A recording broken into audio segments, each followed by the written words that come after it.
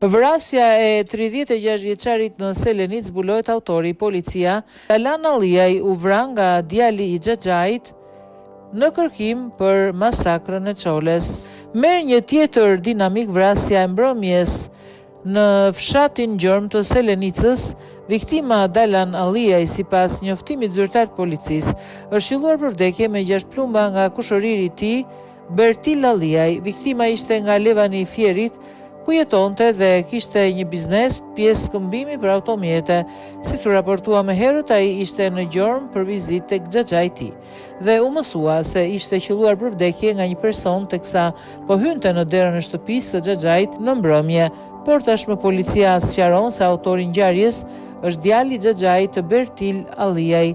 Nuk dihen motivet e kësaj ngjarje të rëndë kriminale, por siç e kemi bërë me dije më parë, Bertil Alliaj është i përfshirë në ngjarjen e masakrës së Çoles. Autori pas ngjarjes është aratisur në zonën malore përreth dhe po bëhen përpjekjet për kapjen e tij. Njoftimi i policisë. Vlorë informacion paraprak në vijim.